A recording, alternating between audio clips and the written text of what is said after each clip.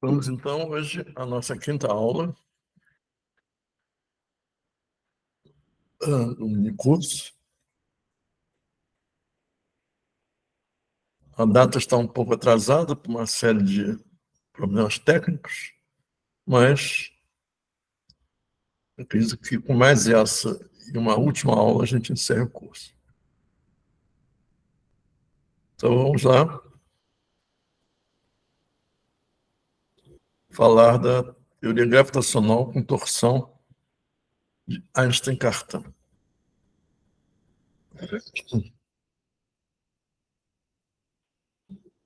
A gente já falou na introdução que o Cartan sugeriu em 1922 um tensor além do tensor de energia-momento, que faz parte das equações de campo da GRT de Einstein, com a intenção de acrescentar um grupo projetivo que ele próprio havia identificado desde 1913.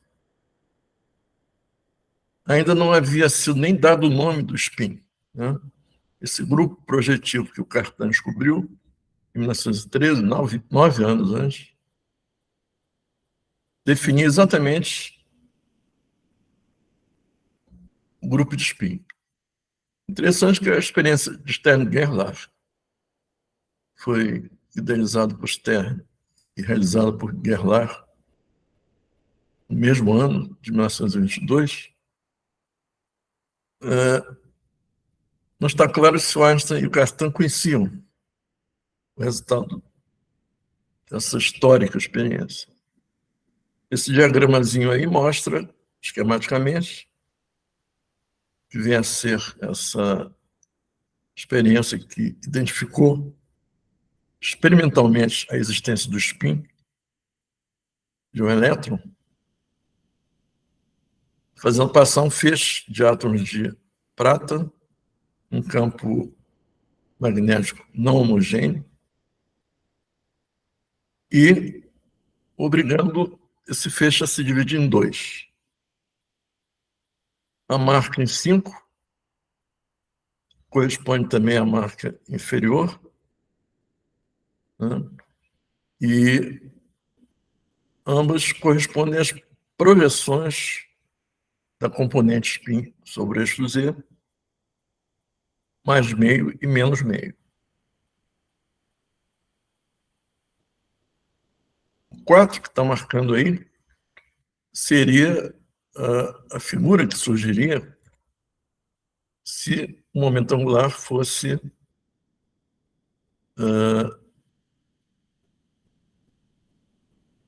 clássico. Surgiria essa risca vertical. No caso do spin, foram duas riscas horizontais, discretas, significando que não só o spin tinha duas componentes, quando era projetado sobre o eixo, como tinham sinais opostos, né?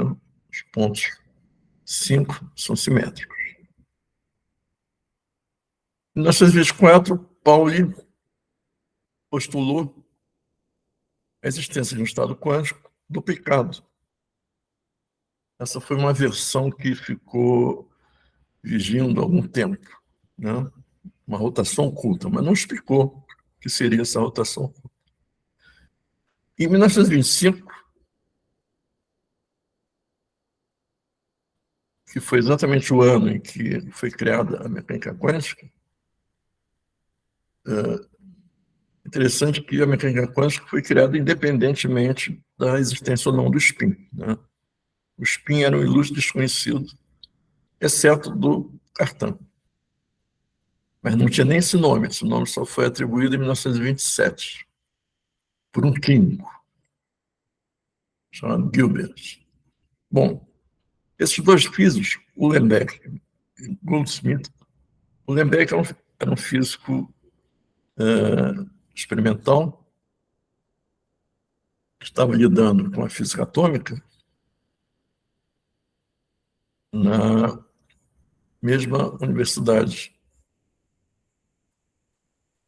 do Heisenberg, do Jordan e de outros. O Goldsmith, ele era um especialista em física clássica. Não sabia nada de física atômica, muito menos a mecânica quântica que estava sendo criada naquele ano, né? Então, ele escreveu um artigo apresentando a hipótese de que essa grandeza, entre aspas, duplicada, se deveria a uma rotação do elétron carregado em torno do seu eixo, como sucede em física clássica. O nome, então, spin, surgiu exatamente a partir dessa suposição, mas ainda não era oficial, digamos assim. O Pauli, né, fez as contas e destruiu o artigo deles, destruiu metaforicamente, né, mostrando que, para que isso acontecesse classicamente, o elétron deveria girar com uma velocidade tangencial 300 vezes mais rápida que a luz, e que a relatividade não permitia. Estamos falando em 1925, a relatividade restrita já existia há 20 anos, já era estabelecida e reconhecida. O Cartan continuou, aí ele já tinha um nome para a sua entidade matemática, né, seu grupo projetivo, e escreveu um livro. Na verdade, ele deu uma série de palestras, né, sobre a teoria dos espinores. Ele chamou aquele projetor, um operador matemático, de espinor, aproveitando o nome de spin, que já estava praticamente consagrado, né? Esse livro é encontrável, inclusive, na internet, é fácil encontrar. Mas, mesmo assim, o Einstein continuou não vendo necessidade de aumentar de um tensor as suas equações de campo. E essa competição, digamos assim, saudável, né, entre o Einstein e o Cartan continuou por mais alguns anos, até que o Cartan desistiu. Einstein, quando encasquetava uma coisa, ninguém conseguia tirar ela da cabeça, a não ser que surgisse uma eventual certeza experimental, como foi o caso da constante cosmológica. Quando o Hubble descobriu que as galáxias se afastavam, o Einstein ressuscitou. Foi obrigado a ressuscitar a constante cosmológica que ele havia enterrado, né? Ela existiu no início da relatividade geral, mas o Einstein depois, porque ele acreditava que o universo era estático, ele retirou a constante cosmológica das suas equações de campo. Quando o Hubble descobriu que não era estático, e havia uma expansão do universo, ele foi obrigado a reintroduzir. E disse, inclusive, que tinha sido o maior erro da vida dele, antes, né, quando ele retirou a constante cosmológica, ele havia dito que aquilo ali tinha sido o maior erro da vida dele. Depois que ele ressuscitou a constante cosmológica, ele não falou mais nada. Mas ficou claro que havia necessidade deste parâmetro, né? E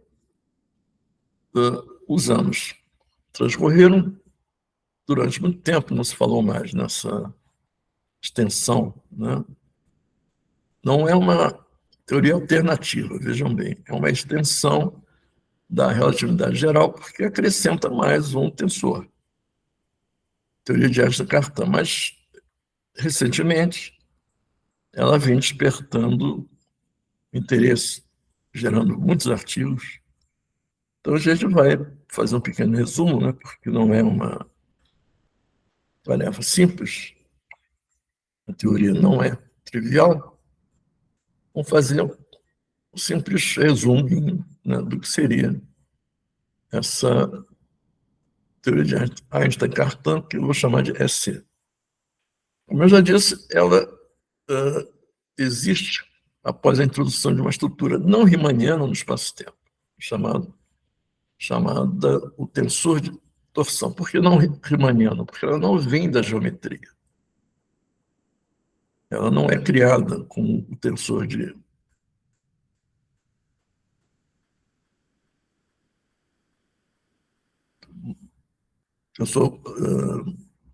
tensor de matéria, né, das equações de Einstein. Ela não é igual a uma entidade geométrica. E essa extensão faz com que, além da massa, o spin da matéria desempenhe um papel dinâmico. A massa, a GRT, diz que vem da geometria, mas o spin independe da massa, né? O fóton tem spin, o fóton tem massa nula. O gluon tem spin, o gluon tem massa nula. E, como consequência desse acoplamento adicional,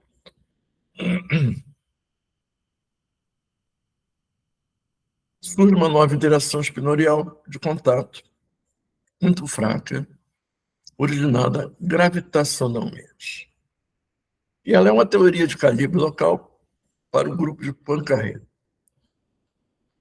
Essa descrição de interação espinorial de contato muito fraca, ela diz respeito à versão da GRT minimamente acoplada com a matéria.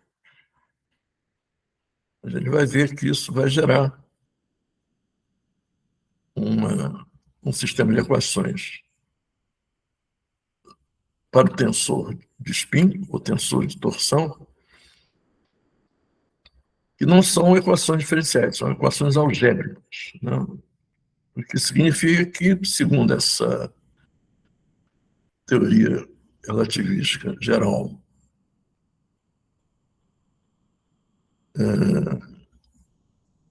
de acoplamento mínimo com a matéria, o spin não se propaga, né? Equações algébricas não correspondem a um propagador. Você não pode obter uma função de Green de uma equação simplesmente algébrica.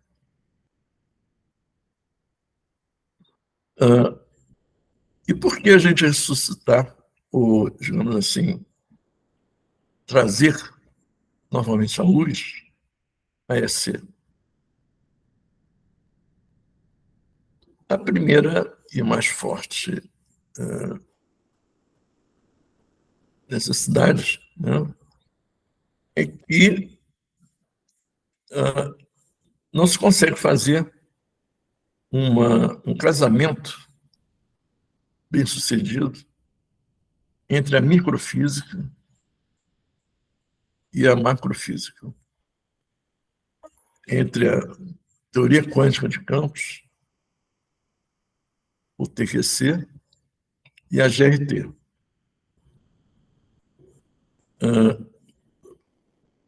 Então, você, para estender a GRT ao domínio microfísico, né, abre a possibilidade de gerar uma contribuição à superação dessa incompatibilidade geométrica entre as teorias quânticas de campos e a teoria da relatividade geral. Uma coisa interessante, né, que reforça essa extensão EC, é que o spin é um fenômeno essencialmente quântico. O spin não depende da massa, o spin não depende da carga, mas o spin não tem correlação nenhuma com alguma grandeza clássica. Ele não tem análogo clássico. É uma natureza essencialmente quântica. Se vocês lembrarem que eu já falei sobre o emaranhamento é um fenômeno essencialmente quântico. Embora haja experimentos bastante recentes, desde 2020, especialmente por um grupo de físicos austríacos na Universidade de Viena, chamado Aspelmayer Group. Aspelmayer é o nome do líder do grupo, Marcus Aspelmayer.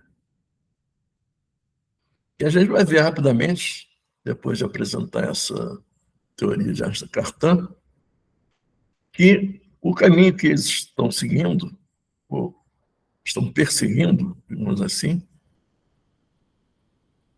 é o inverso, é o caminho inverso ao que se habitualmente fez.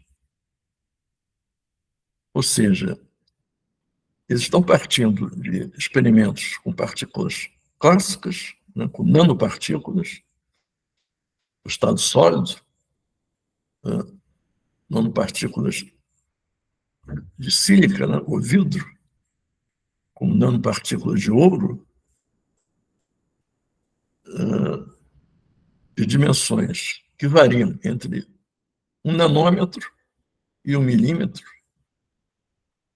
e buscando com que a interação gravitacional entre essas partículas apresente um comportamento de emaranhamento. Eles querem associar o emaranhamento à gravitação clássica porque viram que é uma necessidade. Mas o fato é que até hoje não se sabe como fazer isso. Os experimentos vêm apresentando estimativas não muito estimulantes, eles mesmos dizem, né? Mas pode ser que de uma hora para outra surja um novo dado, uma nova ideia, uma nova técnica experimental que faça surgir o emaranhamento a partir de um experimento gravitacional. Aí voltamos à teoria, né? O Penrose, Roger Penrose, um físico inglês muito conhecido, que foi contemporâneo, ele era mais velho, inclusive, do que Stephen Hawking, mas eram muito amigos, tinham visões filosóficas inteiramente opostas, né? Mas produziram muita coisa, tanto é que o Penrose recebeu o Prêmio Nobel em Física em 2020, o Hawking já havia morrido, e o Penrose recebeu o Prêmio Nobel de Física exatamente por causa das suas descobertas teóricas sobre buracos negros, que foi a área em que o Hawking foi fundamental, né? O Hawking foi o primeiro a fazer um modelo, né, semiclássico, em que ele aproximava partículas quânticas do horizonte de um buraco negro e descobriu assim que o buraco negro tinha uma entropia. Não só tinha uma entropia, como por causa disso tinha uma temperatura. Em 1974. Mas antes disso, o Penrose lançou o conceito de rede de spins. E os criadores da LQG, da Loop Quantum Gravity, ou teoria da gravidade em laços, o Carlo Rovelli, italiano, e o Lewis Morin, um americano, foram aprender com o Penrose a fazer as contas dessa rede de spins. Eles já tinham começado a produzir a teoria deles, mas empacaram porque não sabiam como é que eles iam fazer as contas. Aí, quando viram que o Penrose havia já criado essa rede de spin network, eles pensaram o seguinte: bom, pode ser que seja por aí. Só que eles não sabiam ainda usar operacionalmente, eles tiveram que fazer um cursinho intensivo com o Penrose, nas aulinhas particulares, e aprenderam a incluir a rede de spin na sua teoria. A ideia original do Penrose é construir era, né? Mas ela continua viva hoje. Era construir o espaço-tempo e a mecânica quântica simultaneamente, mas sem mudar nenhuma teoria existente, muito menos a relatividade geral, que ele era um grande admirador, ainda é. Ele está com mais de 90 anos, mas continua produzindo. E ele afirma que o conceito físico mais óbvio, então, que une a natureza discreta da mecânica quântica, a estrutura contínua do espaço-tempo, da RST, da GRP, é um momento angular. E a expressão mais elementar, mais fundamental do momento angular é o spin, que é um fenômeno essencialmente quântico. Então, no contexto da LQG, uma rede de spin representa um estado quântico do espaço-tempo em uma hipersuperfície em 3 dimensões, e o conjunto de todas as redes de spin possíveis constitui uma base para o espaço de Hilbert da LQG. A partir do instante que eles aprenderam a usar os mecanismos, os cálculos da rede de spin do Penrose, eles descobriram, e segundo a teoria deles, o operador de área é quantizado. Toda a rede de spin é um alto valor desse operador, e esse alto valor é definido como está aí nessa expressão. Os índices I representam as interseções entre a superfície sigma maiúscula e as redes de spin. O gama, que tem essa expressão numérica, né? É uma constante, é o parâmetro de Immirzi. J varia de 0 a 1,5, a 1, a 3 bens inteiros e semi-inteiros. É o spin associado com o link I da rede de spin. E aquele L, índice PL, aquele nosso conhecido já, comprimento de Planck, 1,6 vezes 10 a menos 35 metros. De acordo com essa expressão, então, um quantum de área, quer dizer, a menor área possível em uma rede de spin, vai corresponder ao J igual a 1,5. Esse valor, numericamente, substituindo aí naquela expressão do operador de área, sobre a superfície bidimensional sigma, é 10 a menos 66 metros quadrados. Isso mostra, na teoria deles, que o espaço-tempo é discreto, já que você não pode calcular áreas infinitesimalmente pequenas.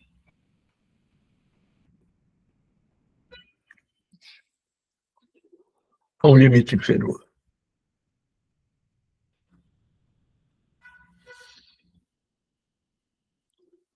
E o spin e a gravitação, onde é que se tocam, né? Os constituintes da matéria macroscópica são partículas elementares, quarks e leptons, que obedecem localmente à mecânica quântica e à relatividade especial, quer dizer, a uma teoria quântica de campos. Logo, as partículas elementares podem ser classificadas por meio de representações irredutíveis, e REPS significa isso, é uma expressão de grupos, teoria de grupos, de representações de grupos, por meio de REPS, unitárias do grupo de Poincaré. Unitárias por quê? Porque quando você lida com grandezas quânticas, você precisa que a norma da função de onda seja preservada, senão você não consegue medir nada. Então, essas representações irredutíveis são unitárias e pertencem ao grupo de Poincaré, e podem ser caracterizadas por sua massa M e por seu spin S. A massa está conectada com a parte translacional do grupo de Poincaré, a invariância translacional, de translação do grupo de Poincaré, e o spin, a parte rotacional. Então, a distribuição de massa e energia, né? O tensor de energia-momento, também chamado tensor de massa-energia, e spin, sobre o espaço-tempo, nos leva naturalmente às noções em teoria de campos de um tensor de energia-momento e um tensor de momento angular de spin. Ou seja, a teoria é C. No limite macrofísico, a massa, que representa o tensor energia-momento, é positivamente aditiva, né? Ela tem caráter de monopolo, ou seja, a massa gera a atração gravitacional de Newton. Também a massa gera, por deformação do espaço-tempo, a interação gravitacional de Einstein, como um monopolo. Mas o spin é um dipolo. O spin está associado ao dipolo magnético. Então, no limite macrofísico, naturalmente o spin é nulo. Então, a caracterização dinâmica de uma distribuição contínua de matéria macroscópica, ela só pode ser produzida com sucesso com o tensor energia-momento. A GRT nos ensinou que o tensor de energia da matéria, ou a corrente de momento, é a fonte do campo gravitacional. E essa corrente se acopla ao tensor métrico de um espaço-tempo contínuo pseudo-riemanniano. Lembrando que o tensor métrico é identificado com o próprio campo gravitacional. Quando nos aventuramos mais profundamente, porém, na configuração microfísica da matéria, a gente verifica o momento angular de spin, ou seja, a corrente de spin, analogamente à corrente de momento, que a gente mostrou em cima, também entra em cena na caracterização dinâmica da matéria. A gente, quando resolve o átomo de hidrogênio, a gente precisa acrescentar um número de spin. Então, a hipótese subsequente é que o momento angular de spin também seja a fonte de um campo. E, na verdade, a fonte de um campo gravitacional. Isto é, um campo acoplado inseparavelmente à geometria do espaço-tempo, ao campo gravitacional geminiano. Então, se espera, por analogia com o acoplamento do tensor de energia-momento à métrica, que o spin seja acoplado a uma certa grandeza de estado geométrico do espaço-tempo. Mas uma grandeza agora relacionada aos graus de liberdade rotacionais do espaço-tempo, não apenas translacionais. Então, a gente é transportado não mais ao espaço-tempo pseudo-riemanniano, que é o espaço-tempo da GRT, a um espaço-tempo ligeiramente mais geral, o espaço-tempo quadridimensional de Riemann-Cartan, onde a conexão afim que o caracteriza é o tensor de contorção. A conexão afim que caracteriza a GRT está associada ao símbolo de Christoffel, que é essencialmente geométrico, que é essencialmente matemático. Mas a conexão afim, no caso desse espaço-tempo quadridimensional de Riemann-Cartan, é exatamente esse tensor de contorção. Aí é uma diferença de nomenclatura, né? Ora se fala em contorção, ora se fala em torção. Essa expressão, tensor de contorção, ela tem origem essencialmente matemática. Ela vem da geometria diferencial. Quando a gente fala em tensor de torção, ele, na verdade, é uma componente desse tensor de contorção. Nós não vamos entrar nesse detalhe. Bom, a GRT foi formulada originalmente no contexto da geometria de Riemann pela ação de Einstein e Hilbert. Mas, na época, não havia o conceito de uma geometria de Riemann-Cartan, nem o conhecimento suficiente da simetria de calibre para se entender que a geometria de Riemann pura não possui a estrutura requerida para incorporar uma simetria de calibre de Lorentz, que é necessária para expressar equações de continuidade e leis de conservação para as simetrias rotacionais e de Bustos, ou seja, translacionais instantâneas, nem para descrever espinores e geometrias de um espaço-tempo curvo. A diferença principal teórica entre uma geometria de Riemann-Cartan e uma geometria de Riemann é que, na primeira, a conexão afim, que assegura o transporte paralelo de vetores, é independente da métrica. Enquanto, na última, a conexão, como eu disse, é representada pelos símbolos de Christoffel, é chamada conexão de Levi-Civita. E a diferença geométrica entre as duas é exatamente a contorção. Daí vem a origem do tensor de contorção. É a diferença geométrica entre as duas conexões. A conexão da GRT, que é a fórmula para você fazer o transporte paralelo de vetores, e a conexão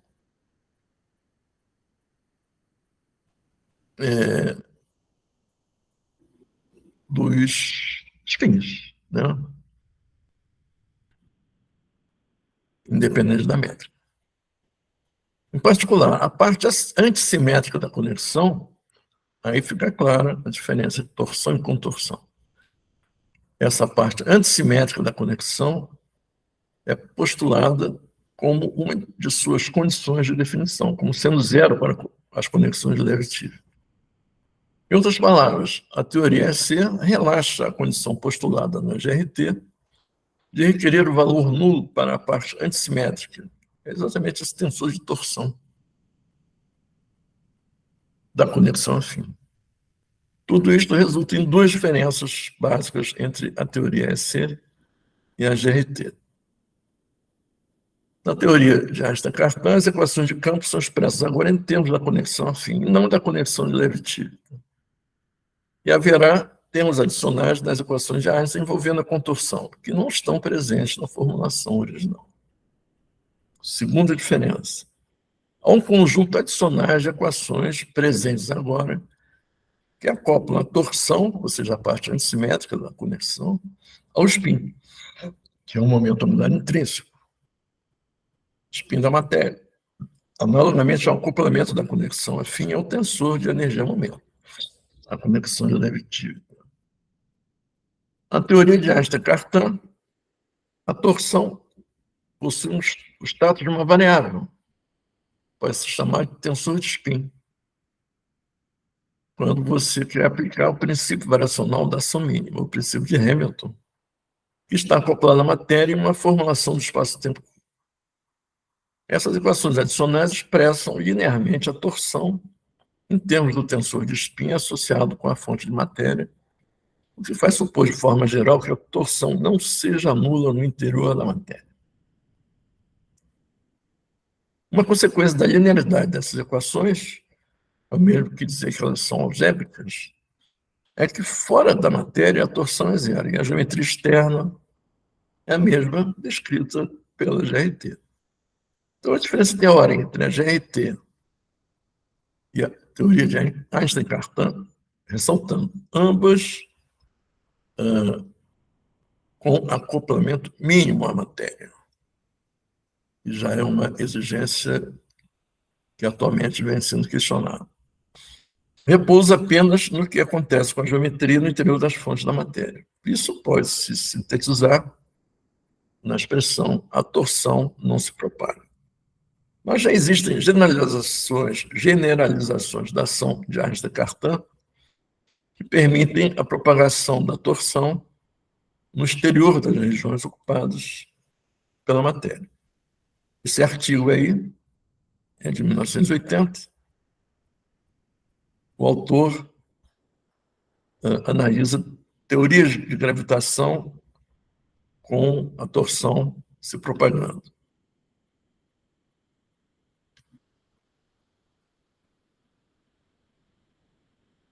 Bom, como eu disse, um dos objetivos dessa nossa teoria em construção aqui é desenvolver a teoria de Einstein-Cartan usando uma lagrangiana com acoplamento curvatura-matéria não mínimo.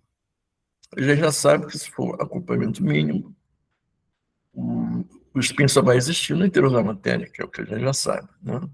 Na verdade, não acrescenta nada. Mas falta fazer as continhas.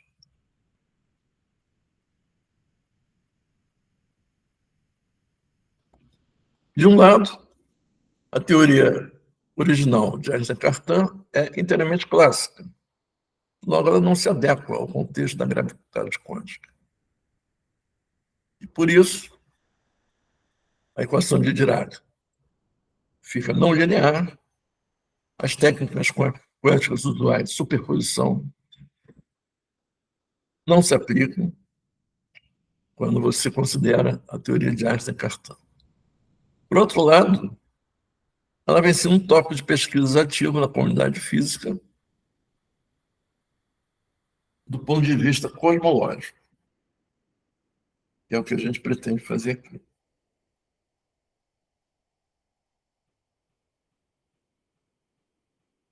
Bom, e quais são essas equações de campo de Einstein-Cartan? Primeiramente, vamos ver uma visão geométrica, né, desse tensor de torção ao longo de uma geodésica. O tensor de torção ele precisa de uma conexão afim para fazer o transporte paralelo de vetores ao longo de geodésicas. A diferença para a conexão afim de Levi-Civita, da GRT,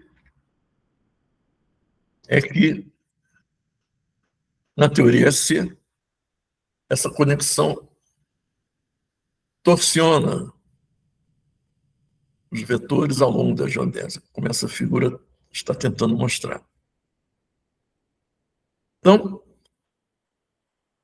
resulta o quê? O espaço-tempo possui torção em adição à curvatura, né? A curvatura ela vem diretamente da conexão de Levi-Civita, mas com o tensor de torção é acrescentado ao espaço-tempo a propriedade de torcionar os vetores.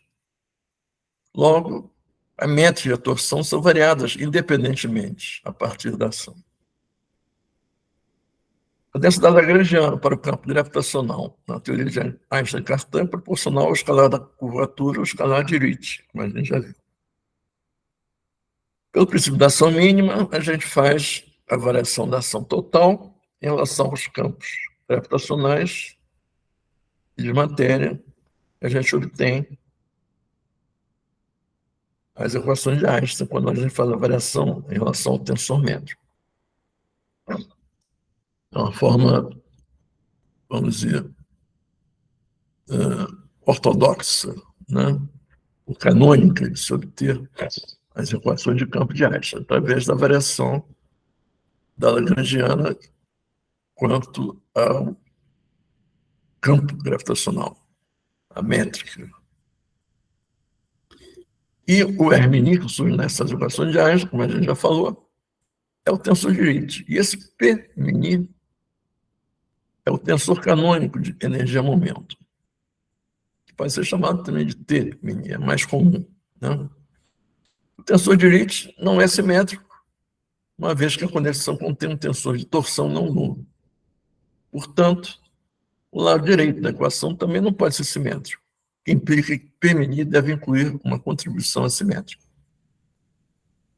Por isso que se usa o P e não o T. O T-mini é o tensor de energia de momento sem torção, simétrico. O P-mini possui uma parte antissimétrica que corresponde exatamente ao tensor de spin, o tensor de torção. E fazendo a variação com respeito a esse tensor de torção, a gente obtém as equações de conexão do spin de Cartan. Então, aí abaixo. A gente vê que a equação de torção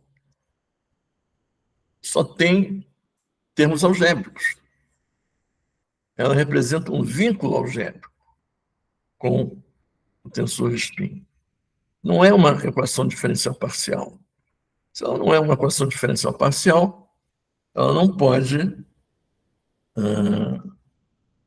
estar associada a um propagador, a uma função de Green, como uma onda faria, né? Então, no acoplamento mínimo da relatividade e da teoria de Einstein-Cartan com a matéria e com o spin,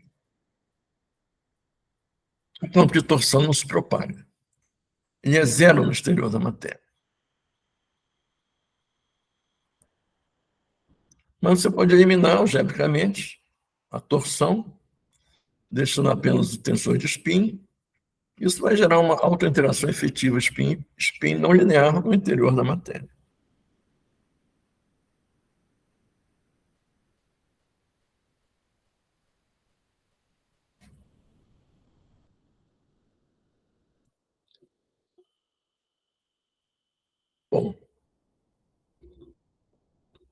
Agora vamos fazer uma pausa, né, para mergulhar um pouquinho na matemática das supercordas, que tem instrumental muito importante, embora as supercordas sejam já uma teoria fadada ao insucesso por experimentos de altas energias não terem vislumbrado uma possibilidade de existência da supersimetria. Mas a matemática que se construiu nisso ao longo de 4 décadas, né, desde 1968, ficou. E ela nos serve muito para uma série de resultados, uma série, na verdade, de modelos de brinquedo, né, toy models, como é o modelo BTZ. Interessante é que a dualidade ADS-CFT também é um modelo de brinquedo, só que ela foi descoberta em 1998. E o modelo BTZ foi descoberto por 3 físicos chilenos com equações, com solução exata das equações de Einstein para um buraco negro 6 anos antes, em 1992. Mas também num espaço anti-de Sitter, só que com 2 dimensões apenas. O modelo ADS-CFT é um modelo que tem 10 dimensões. O modelo BTZ só tem 2, ou seja, é um buraco negro bidimensional, que a gente sabe que na natureza não existe. Pelo menos, até hoje não foi descoberto nenhum. Pode ser que exista, mas, de qualquer forma, é um primeiro passo para a gente compreender, aumentando os números de coordenadas, né, a dualidade ADS-CFT. É bem mais simples, né? Porque aqui a gente vai ter uma geometria ADS-3, 3 dimensões.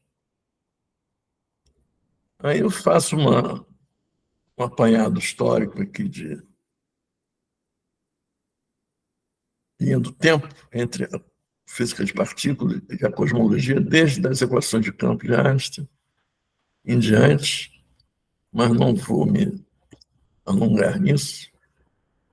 Quem tiver interesse pode buscar nas notas de aula e ver as referências, inclusive, são citadas aí.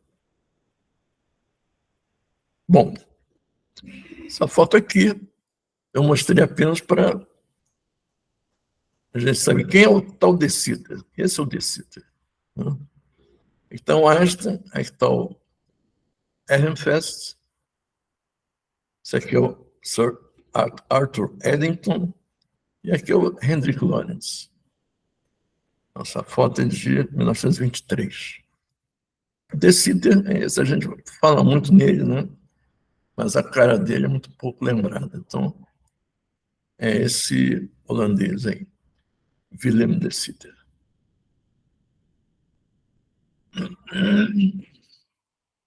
O espaço de Sitter se caracteriza por ser um espaço sem matéria. É um espaço que tem tensor de energia-momento nulo, mas mantém a constante cosmológica, diferentemente do que o Einstein havia proposto.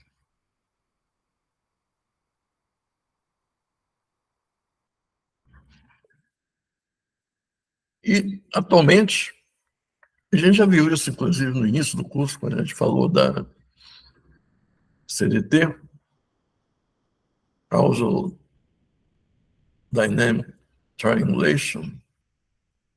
Se especula, praticamente com certeza, que essa solução das equações de Einstein sem matéria, esse espaço de Sitter, simbolizado por DS, é um modelo aceitável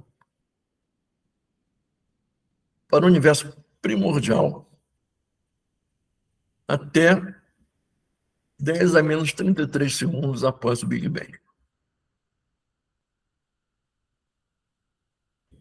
Quando o universo, a dimensão do universo,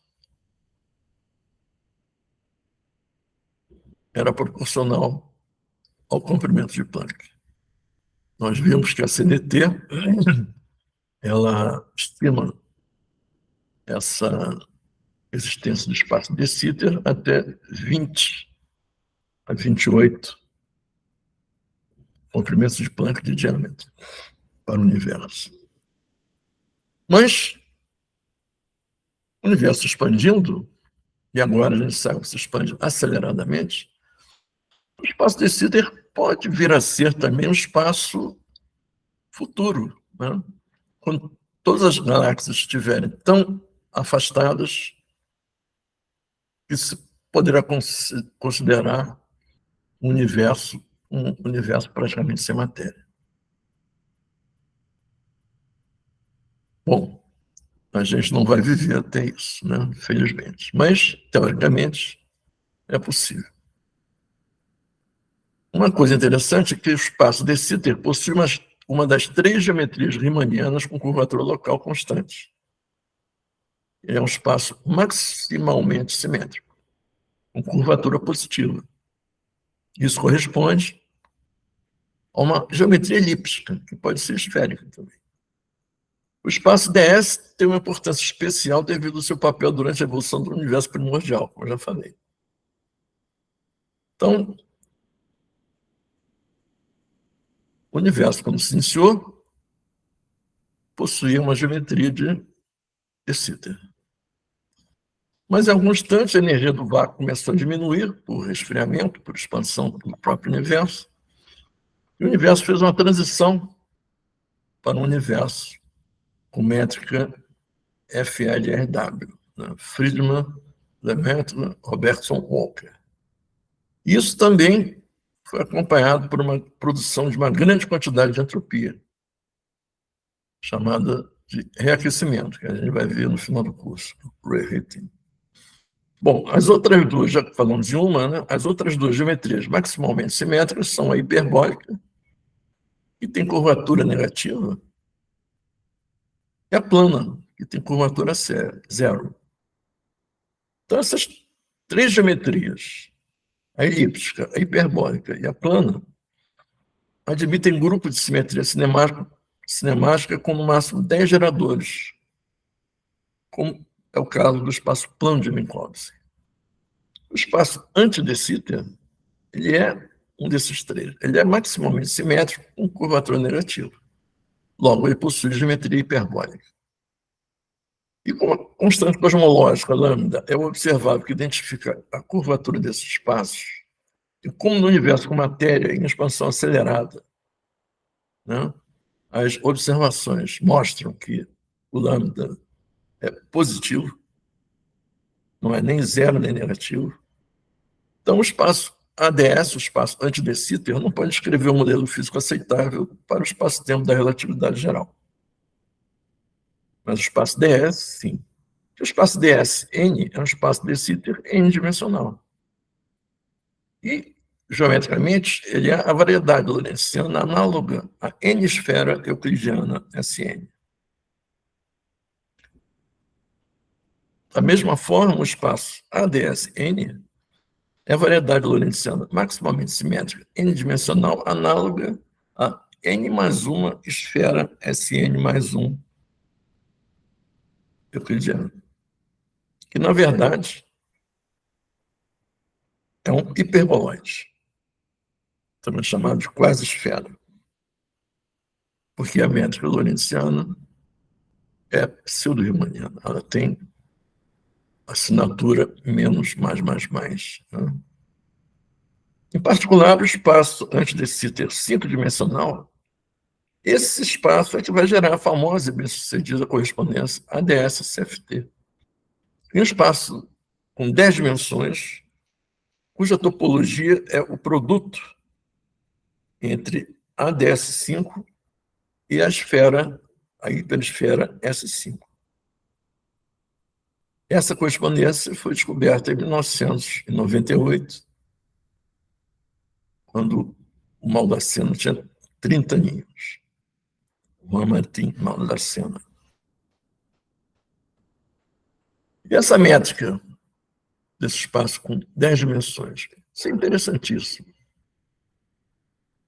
Esse espaço é um espaço-produto com 10 dimensões formado pelo espaço com 5 dimensões, A desses 5, e pela superfície esférica unitária, também com 5 dimensões, S5. Bom, por que incluir o S5 no produto? É porque esse modelo é um modelo decorrente diretamente da teoria de cordas, da teoria de supercordas. Então, ele exige um alto grau de supersimetria. De forma geral, o tipo de teorias de supergravidade que emerge da teoria de cordas não possui constantes cosmológicas. Mas se você fizer a torção de algumas das direções do espaço em volta de variedades compactas, tem vários exemplos. O mais conhecido é o espaço de Calabi-Yau. Se torna possível gerar uma constante cosmológica para a teoria Kaluza-Klein de dimensionalidade inferior resultante. Então, do ponto de vista conceitual, essa simples esfera interna a este não tem a menor importância. Mas, do ponto de vista matemático, ela é essencial para que a gente possa obter resultados fisicamente consistentes e precisos, consistentes com a supersimetria requerida para esse espaço. Uma observação quanto à topologia desse espaço, a gente sabe que uma esfera unitária, né, ou uma esfera com um raio arbitrário, ela pode ser compactada, ela é um espaço compacto. O que quer dizer isso? Ela pode ser compactada.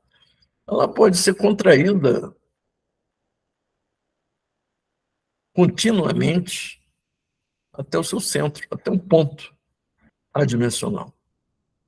Então é por isso que, na verdade, essa simples esfera ela só tem um papel, um artefato matemático necessário a observar a supersimetria do modelo. Por outro lado, esse espaço AD5 ele pode ser considerado como um produto de uma esfera sólida de 4 dimensões pelo eixo temporal, o eixo do tempo infinito. E essa geometria é descrita pelas coordenadas adimensionais T, R e ômega maiúsculo, onde o T é o tempo, R é a coordenada radial, varia de 0 a 1, já que é um espaço unitário, e o lambda, o ômega maiúsculo, parametriza a trisesfera unitária. A trisesfera que é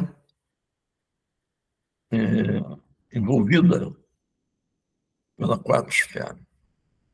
Então, a curvatura uniforme é dada por R menos 2, onde R é o raio de curvatura da superfície esférica com 3 dimensões. Nessas variáveis, então, a métrica desse espaço de 5 dimensões vai ser essa aí. E para construir a métrica do espaço produto, ADS5 vezes S5, essa métrica é só do antes de Sitter, 5 dimensões. Mas S5 é uma esfera, como eu já falei. Você acrescenta a métrica de uma esfera, acrescentando as 5 coordenadas W5, que descreve a simples esfera unitária, e basta adicionar um termo à métrica. Estão sintetizados nessa variável ômega 5.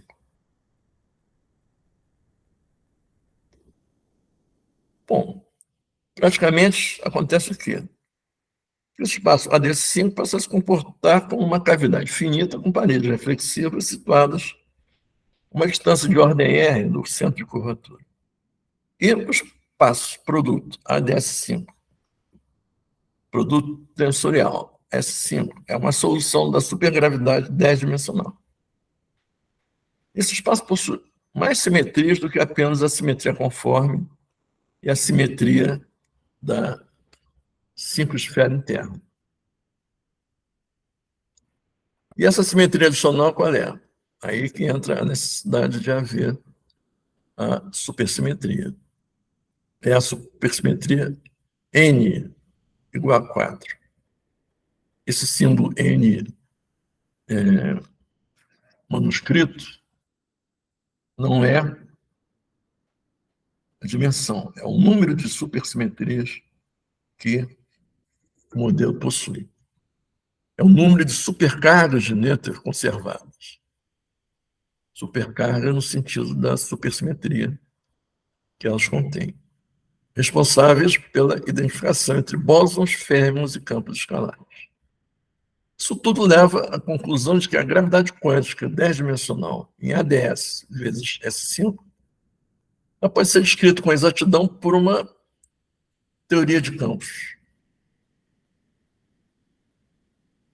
invariante quântica, né? Invariante de Lorentz e superconforme adequada, superconforme de acordo com a supersimetria N igual a 4. Que está localizado exatamente na fronteira do espaço ADS5 quando R vai infinito.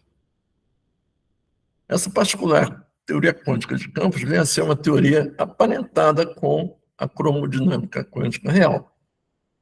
A única classe de sistemas com a simetria do espaço produto é a classe das teorias supersimétricas compactificadas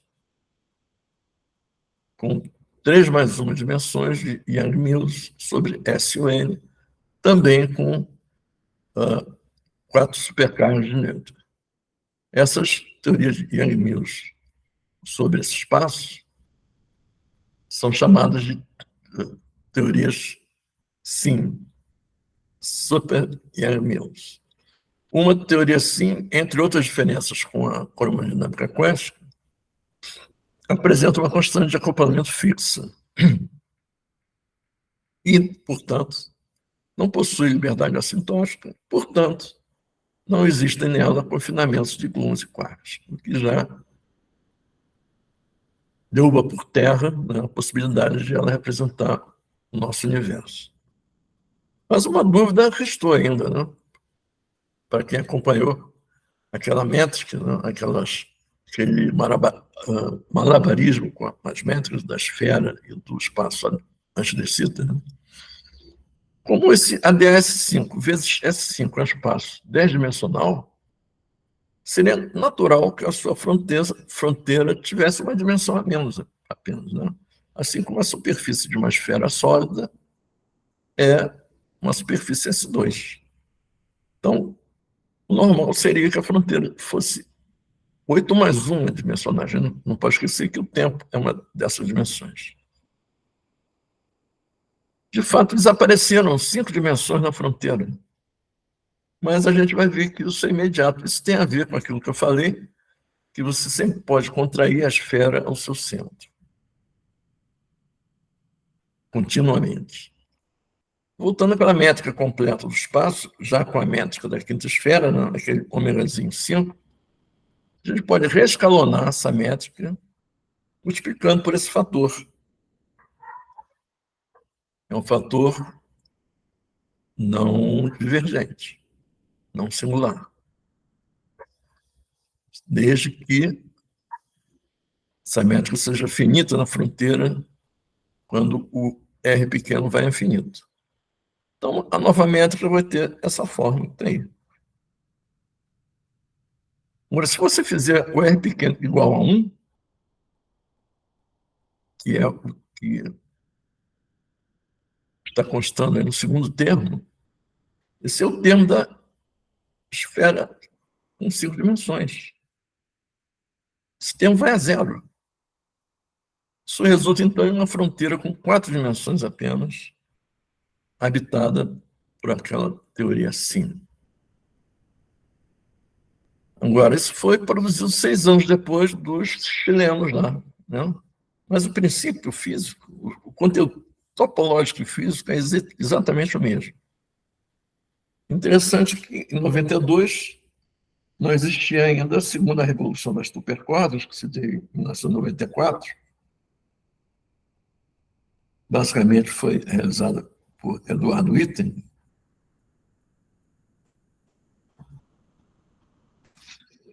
Ou seja, o buraco negro BTZ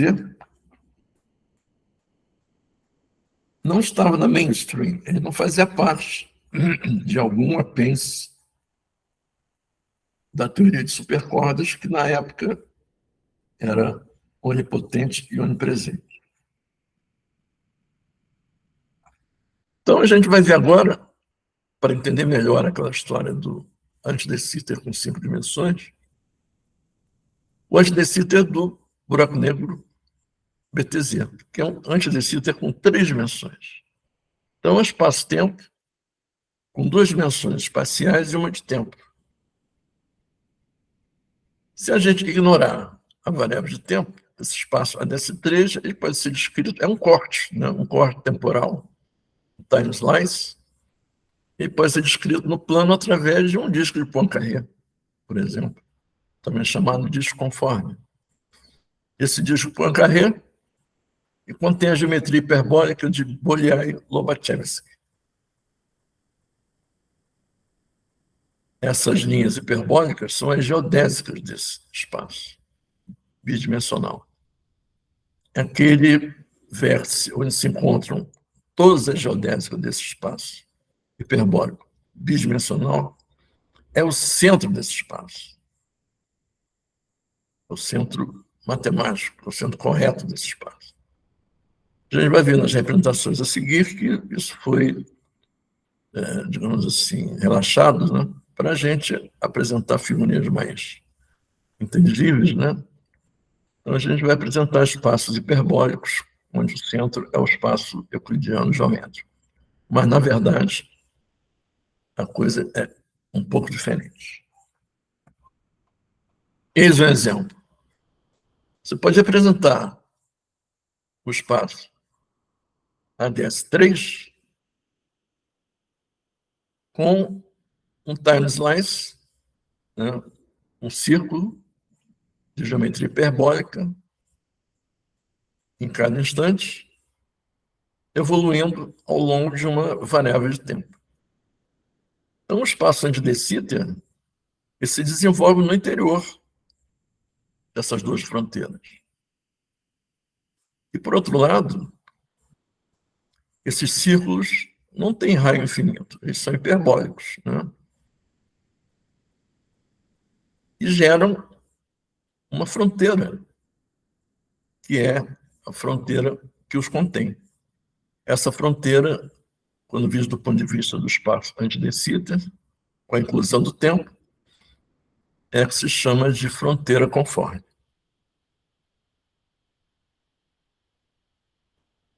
É nesse espaço, é nesse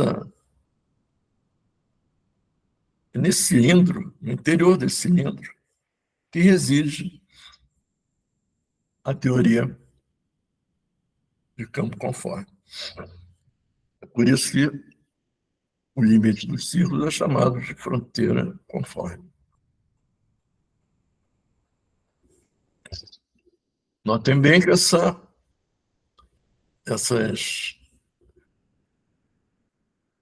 lados desse cilindro repousam sobre o infinito espacial.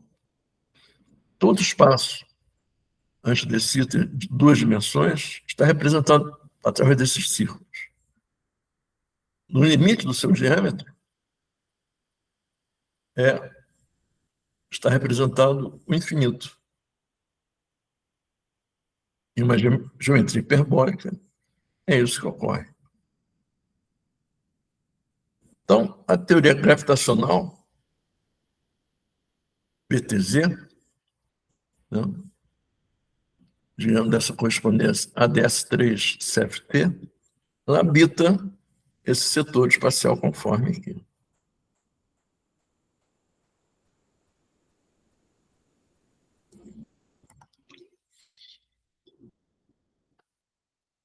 Aí um intervalinho só para mostrar uma coisa interessante, bonita, né, que tem a ver. O gravador holandês Maurits Cornelis Escher, ele foi amigo do Poincaré, inclusive, né? O Poincaré e o pai do Poincaré, que também era matemático, é que deram a ideia a ele, que resultou nessa gravura aqui, talvez seja a gravura mais conhecida dele, né? Aquela d'água. É um moto contínuo, né? A água cai faz essa roda girar. Depois, por uma ilusão de ótica, ela sobe de novo e faz a roda girar indefinidamente. Claro que fisicamente isso é impossível, mas é uma construção matemática, né, bastante interessante, que joga com a noção de perspectiva em 3 dimensões quando é projetada em 2 dimensões. E essa obra aqui dele, né, chamada de Céu e Inferno, se você vir com atenção, os bichinhos escuros são diabinhos, os bichinhos brancos são anjinhos, né? Não foi ele que deu esse nome, não. Foi o editor dele que deu esse nome. Mas é uma criação exatamente sobre aquele disco de Poincaré. Com a licença poética, vamos dizer, licença artística, né? De considerar o centro do espaço hiperbólico como sendo o centro euclidiano, que não é verdade. Mas é para a gente observar e tentar entender. E para escrever um buraco negro nesse espaço ADS3, também, aí fui eu que fiz, né, essa superposição aí, só para assustar um pouco. Evidentemente, não leva em consideração as deformações gravitacionais induzidas na métrica, né? Mas seria um corte espaço-temporal de um buraco negro no espaço ADS3, que é o buraco negro BTZ. E aqui eu mostro o artigo deles, de 1992, Máximo Banhados, Cláudio Teitelboim, ele mudou de sobrenome depois, e Jorge Zanelli. O Jorge Zanelli vinha muito ao Brasil, eu cheguei a fazer um curso com ele no CBPF, mas eles descobriram essa resolução das equações de Einstein, né, de forma surpreendente, porque ninguém acreditava que pudesse existir um buraco negro num vácuo tridimensional, com 2 dimensões espaciais e uma temporal. Se considerava que a quantidade cosmológica seria zero, ou seja, o espaço seria plano. Mas eles fizeram no espaço antes de Sitter, né, que é hiperbólico, e descobriram que existe uma exceção. E aí essas singularidades desaparecem e o próprio horizonte do buraco negro desaparece. É aqui eu transcrevi parte do texto original do artigo deles, que é bastante simples de ler e entender, né? Mas não vamos nos demorar aqui. Aqui eu explico que essas funções que eles citam, né? Função lapse e função shift aqui, lapse function, né? E eles falam também na shift function, né? São próprias do formalismo relativismo geral hamiltoniano, não lagrangiano. E por que a gente pode dizer que isso corresponde ao buraco? É um modelo de brinquedo também, né? Esse espaço antidecita com 3 dimensões não existe na natureza. Mas ele serve exatamente para a gente explorar as possibilidades matemáticas, né, e buscar similaridades com os buracos negros reais. Então, algumas semelhanças fundamentais entre os buracos negros BTZ e os buracos negros quadridimensionais reais são: ambos admitem o no-hair theorem, um teorema que diz que o buraco negro não tem cabelos. Mais uma vez, foi uma frase do Wheeler, John Archibald Wheeler. Adorava inventar frases definitivas, né? O que isso quer dizer? Isso quer dizer que esses buracos negros reais são inteiramente caracterizados por sua massa, por sua carga e por seu momento angular. Essas três quantidades, grandezas físicas, caracterizam qualquer buraco negro. Principalmente hoje que a gente sabe que, pelo menos a imensa maioria dos buracos negros giram, né? Então possuem realmente momento angular. O buraco negro de Schwarzschild, por exemplo, ele é estático, ele não gira, mas é um modelo matemático. Mas esses dois buracos negros, tanto o BTZ quanto o do nosso espaço real, eles possuem as mesmas soluções termodinâmicas dos buracos negros de Schwarzschild e de Kerr. Nesse sentido que eu falei, o buraco negro de Schwarzschild é estático, o buraco negro de Kerr é girante. No sentido de que a entropia pode ser descrita por uma fórmula em que a área do horizonte é substituída pelo perímetro da circunferência que define o horizonte. No caso de duas dimensões, essa entropia é simplesmente 4πr. E da mesma forma que o buraco negro de Kerr, um buraco negro BTZ em rotação admite um horizonte interno e outro externo, e possui também uma região que o buraco negro real de Kerr possui, que é chamada de errosfera. Então, só isso já justifica, né, a criação desse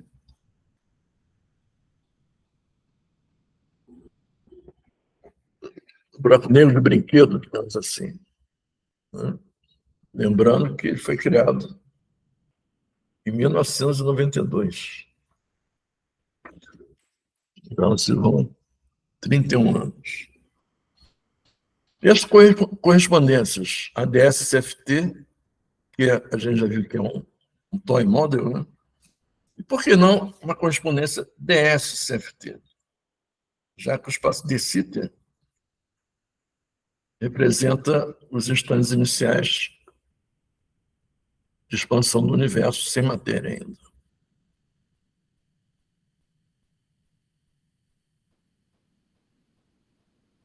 Aí eu mostro algumas consequências, né, da formulação matemática da dualidade ADS-CFT, embora seja um modelo de brinquedo, né? Por exemplo, usando esse modelo, é permitido que você calcule a razão entre a viscosidade de cisalhamento e a densidade de entropia do QGP, do plasma de quarks e gluons.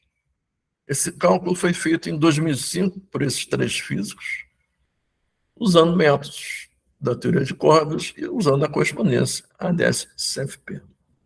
Então, eles descreveram o QGP como sendo um buraco negro em 5 dimensões, encontrado um limite inferior para essa razão entre essa viscosidade e essa entropia, e sugerindo que existia uma dualidade entre horizontes de buracos negros e fluidos ideais. Lembrando que o QGP é um líquido com viscosidade muito baixa. E o valor que eles encontraram, espantosamente, foi confirmado pelos experimentos HIC e LHC.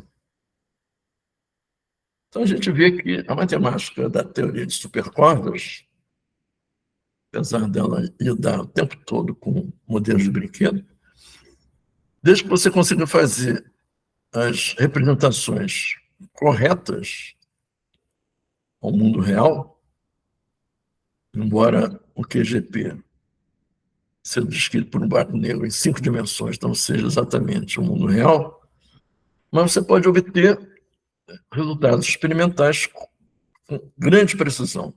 Veja a precisão desse valor. 6,08 vezes 10 a menos 13 Kelvin vezes segundo.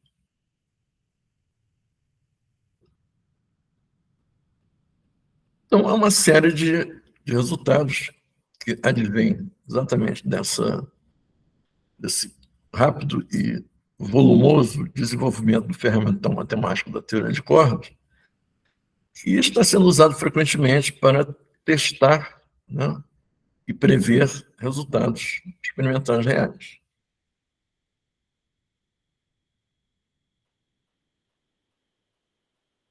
Essa correspondência do Mauldacena, a DSCFT,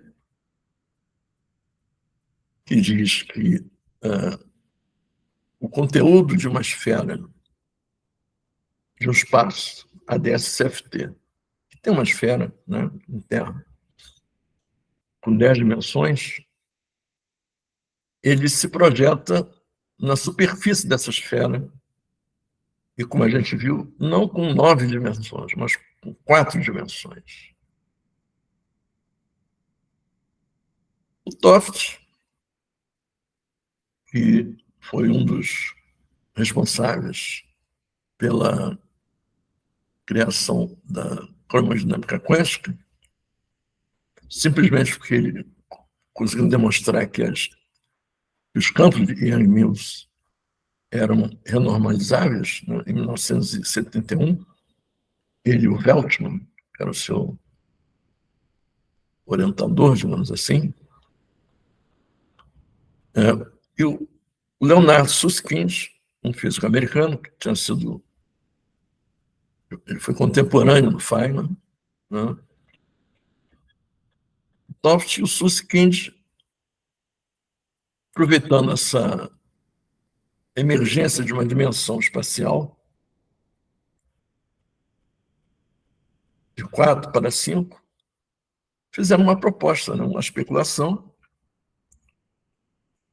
e disseram o seguinte: bom, a correspondência a DSFT nos diz que pode ser que o universo como um todo esteja sendo descrito em um espaço com menos de uma dimensão. Isso em tudo é semelhante à holografia, né, que se faz com filmes que são impressionados com figuras de laser em 3 dimensões, e essa impressão ela pode resultar em uma imagem holográfica, né? Você pode girar e ver o mesmo objeto de vários ângulos diferentes. Então, essa proposta continua no ar. Já tem 20 anos.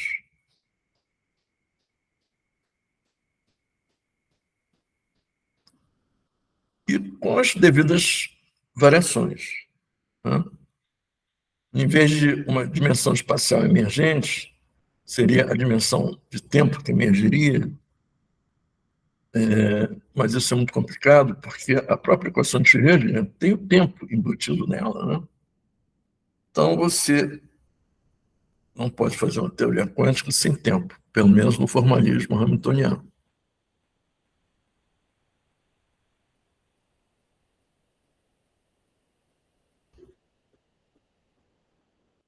Concluindo por hoje, a gente pode finalizar dizendo o seguinte: a gente pode considerar a gravidade clássica de Einstein em 3 dimensões, 2 mais 1, né?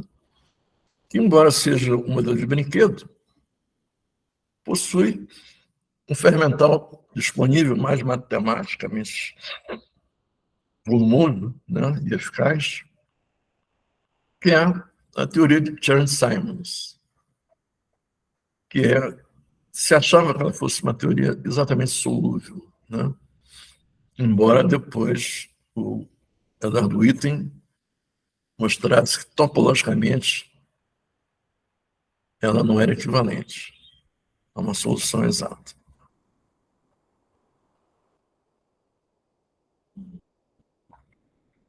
Mas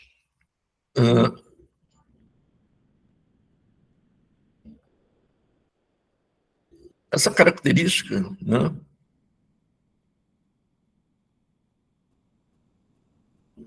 que se vê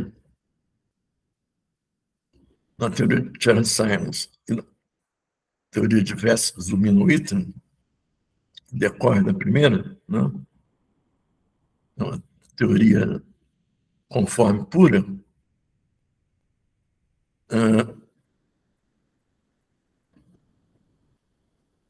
elas dizem que, embora ela não satisfaça as regras da mecânica quântica, como a gente já viu, não é uma teoria unitária, ou seja, não conserva as normas dos vetores de estado, pode ser que isso não seja contraditório com o que a gente afirmou até agora, e se alinha com a visão de que, na dualidade ds-CFT, a gravidade quântica seja uma teoria não quântica. Essa afirmação aí parece uma loucura completa, né? Como é que uma coisa quântica pode ser não quântica? Acontece que a gente não sabe o que é a gravidade quântica. A gente sabe o que é a mecânica quântica, a gente sabe o que são as teorias quânticas de campos, mas a gente chama de gravidade quântica uma coisa que a gente não conhece ainda. Então é possível que simplesmente até o nome esteja errado, né? Isso é que se quer dizer com a gravidade quântica não ser uma teoria quântica. Ou, corroborando a nossa interpretação da teoria de Einstein-Cartan não minimamente acoplada, há necessariamente uma componente não quântica da gravidade associada ao tensor de spin.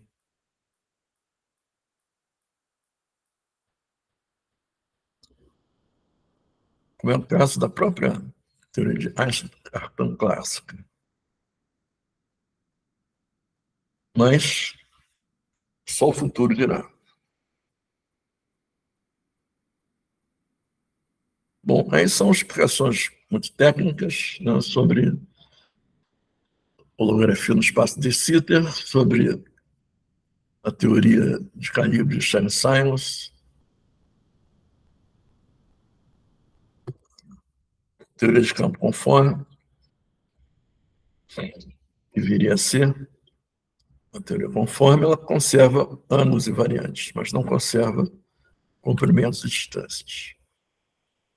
Modelo Wess-Zumino-Itten, a teoria de Chern-Simons, que é uma teoria topológica, mas está ligada, inclusive, à computação quântica modernamente, modelos de computação quântica topológica, como propõe o físico russo Kitaev.